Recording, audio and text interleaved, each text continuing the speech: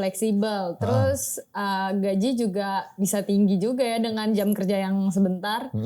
Terus juga dia cocok untuk kalangan mahasiswa juga bisa, masih pelajar juga bisa ya kan, dan nggak terikat kontrak. Kalau kantoran kan dia pasti ada tanda tangan kontrak, terus biasanya itu 9 to 5 gitu kan. Kayak ketika dia datang ke kantor jam 9, pulang harus jam 5, bahkan kadang harus sudah lembur. Lah kalau freelance kan nggak kayak gitu.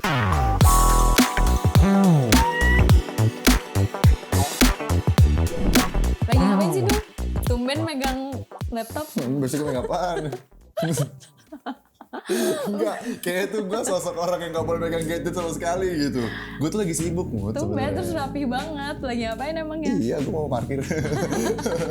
Enggak, gue lagi nyari kerja Mut sebenernya. Gitu, karena kan gue sebenernya lagi nyari kerja kan. Cuman gue tuh gak dapet gitu. Makanya nih gue juga lagi nyari freelance aja lah gitu. Kenapa sih lu kayak kepo banget sama gue? Kenapa? Gue pengen tahu aja. Lo apa emang ada apa? Lo nanya gue sibuk itu kenapa emang? Lagi nyari kerja ya? Gue nyari kerja, karena gue duit. Gue juga pengen sih. Lo pengen? Iya, pengen punya pendapatan buat check out keranjang Shopee gue. Oh gitu ya? Karena lo banyak. Udah 99 plus gitu. 99 udah gak bisa masuk keranjang lagi. Udah gak bisa masuk keranjang lagi? Jebol gak apa lo tuh? Sama wishlist, wishlist. Wishlist bener gak sih? Gue gak tahu. Apa sih, karena gue pernah baca online biasanya yang belanjain ya mak gue gitu. Apa sih? Oh, gue baru enggak dia wishlist di itu ya, yang love gitu ya. Nggak tahu. Kenapa? Emang aneh aja gitu. Tapi ya udah dong sih, maksud gue daripada kita ngobrol ngalur ngidul, nanti kita bahas aja nih. Boleh. Cara dan kiat-kiat menjadi freelance. Let's talk about it. Jadi Mut, belakangan itu emang gue tuh lagi nyari kerja freelance gitu. Karena ya lagi tren juga sih, tren ya freelance gitu kan, nyari-nyari kerjaan gitu. Emang freelance tuh apa sih? Freelance tuh apa ya? Jadi tuh ya kita kerja tanpa ikatan kontrak lah. Bukan ikatan kontrak sih, bukan, kita tuh nggak terikat dalam suatu instansi gitu. Bedanya sama abang-abang warkop apa? Sama tukang parkir apa?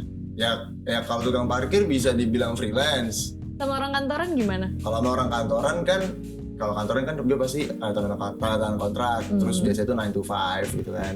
Kayak ketika dia datang ke kantor jam 9, pulang harus jam 5, bahkan kadang harus sudah lembur. Lah kalau freelance kan gak kayak gitu. Enggak nentu ya jamnya ya? Jamnya gak nentu. Kayak asik ya, suka-suka gue. Enak gitu. Ya, bisa sambil buka warkop gitu bisa? Bisa. Bisa, buka warkop bisa. Terus buka apa lagi ya? Buka bengkel bisa ya. Pokoknya kalau freelance itu jadi kita tuh bebas mau kemana aja. Kayak gitu, yang penting kalau misalkan ada klien minta apa ya kita harus tepatin gitu. Deadline-nya misalkan besok gitu, ya udah gue harus tepatin besok. Kayak kalau misalkan dia udah puas ya udah selesai, dapat bayaran gitu. Oh gitu. Gampang kan? Gitu.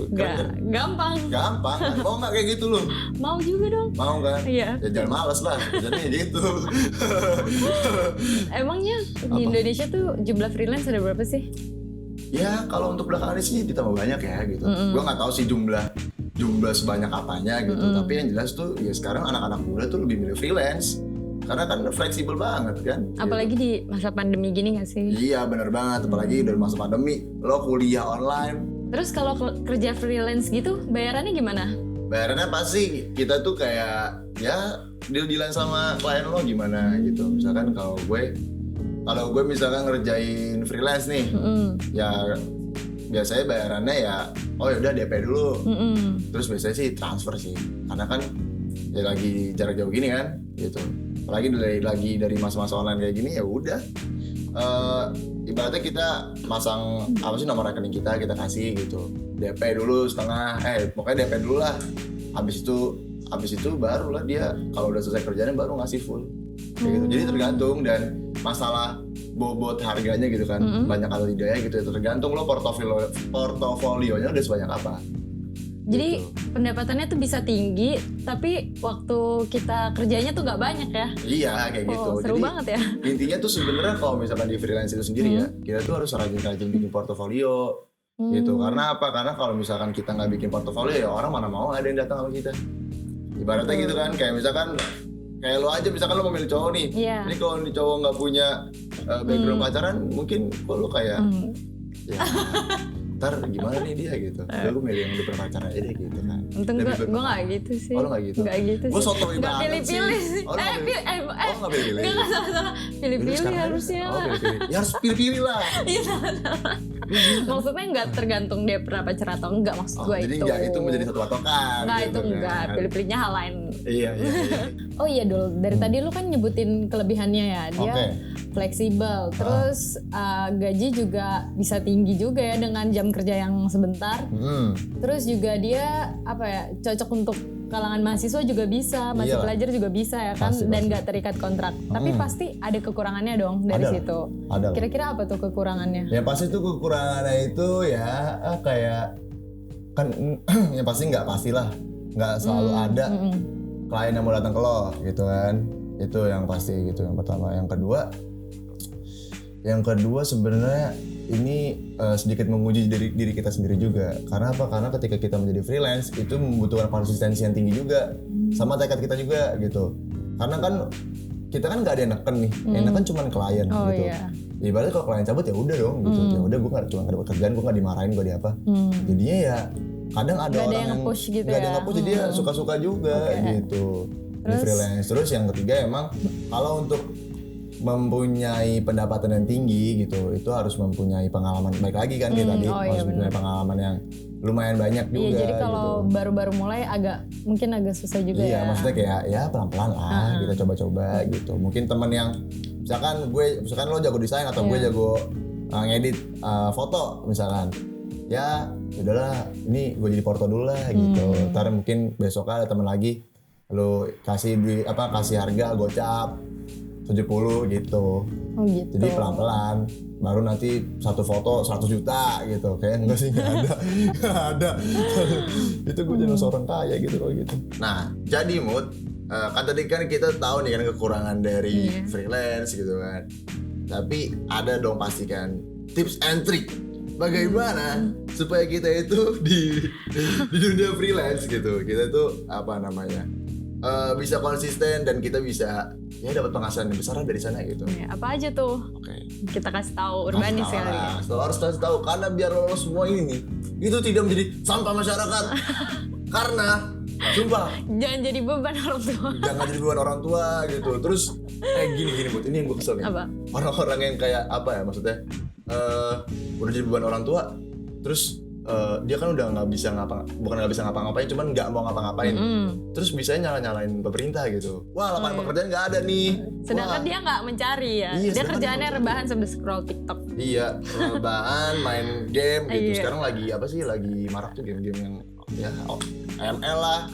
Terus apa lagi sih? Pasti lu main juga kan tapi? Gue sih enggak. Karena kan gue anaknya pekerja banget. Gue sangat rajin banget gitu. Ini kan mau freelance ya? Oh iya, mau freelance. Nih, yang pertama nih. Lo tuh harus tahu passionnya lo. Jadi lo juga harus tahu passion lo tuh apa gitu kan. Jadi kayak misalkan gue suka nulis, ya udah gue berarti fokus tuh di situ. Gitu. Gue ngulik lah tentang dunia tulisan tuh apa aja.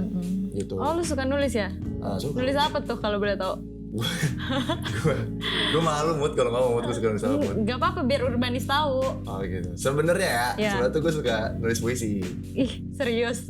Muka kayak lo. Ternyata suka nulis puisi. Gue suka nulis puisi sebenarnya. Lu pada kenapa sih? Gak percaya. Lu juga pada semua pada ketawa kenapa? Berarti selama ini cewek-cewek lu kasih puisi ya? Ada lu bikinin gitu. Enggak, cewek-cewek gue kan udah pada putus. Ya mantan. Iya oke, mantan. Berarti nanti buat gue boleh lah satu ya? Iya boleh. Cuman lo berarti jadi cewek gue gitu. Enggak. Enggak jadi. Kalau gitu enggak jadi. Enggak jadi. Kita lanjut tips yang kedua aja. Pokoknya itu lo tentuin passion lo ya gitu. Yang kedua, kerjakan pekerjaanmu serajin mungkin. Adik kan lo harus rajin. Kalau udah ketemu passionnya kerjain serajin-rajinnya. Ternyata berarti kita harus rajin nulis misalnya kalau gue, atau misalkan yang suka ngedit video, ya lu harus sering-sering misalnya video-video apa gitu, terus lu ngedit. Pokoknya latihan terus karena biar terasa kan, biar visualnya semakin tajam.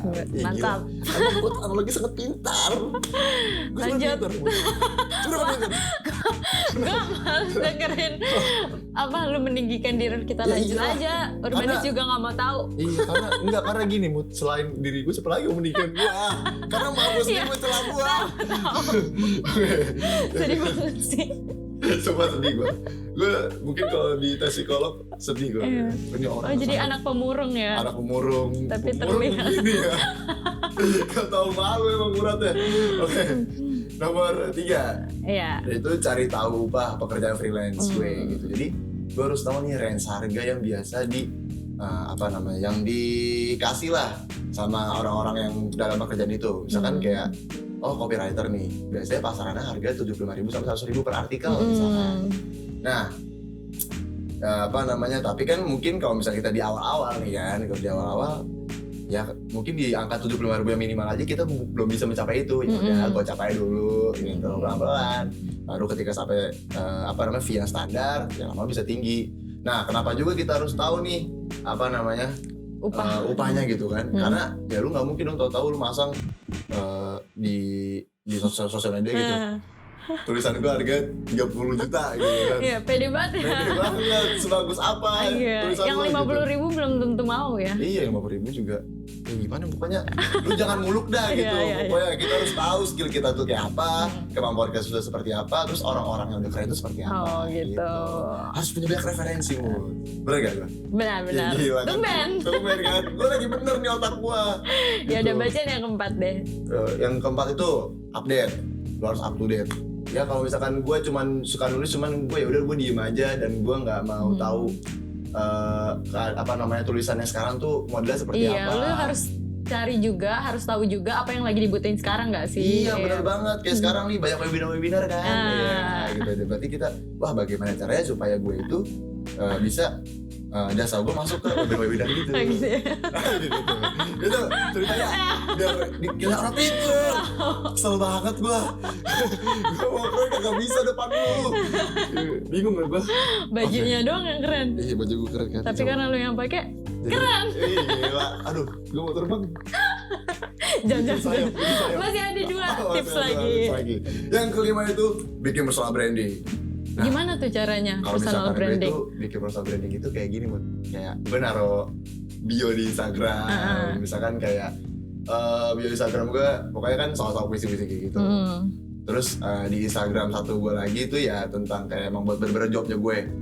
Buat job gue kayak gue copywriter lah gitu. Oh, jadi orang harus tahu lu apa ya?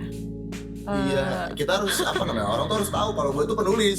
Iya maksudnya. Gimana caranya supaya entah kalau misalkan gue di foto gue megang buku begini-gini, atau gue post karya-karya gue. Pokoknya gitu. Profil lu sebagai penulis gitu ya. Profil gue sebagai penulis gitu. Terus ya mungkin kita bikin blog juga, bikin WordPress dan sebagainya. Banyak sih sebenarnya caranya buat naikin personal branding lu. Terus ya lu minta promo sama teman-teman lu, makanya lu gak boleh sombong-sombong sama teman-teman lu. Lu kan sombong banget orang. Teman-teman lu yang sombong sama lu paling. Oh iya, karena kayak ini siapa sih? Iya, apa banget ini orang gitu ya. Emang orang tuh semuanya tidak ada yang mau nemenin gua. Semua pada nonton di lantai lu. Dari tadi cerita sedihnya mulu.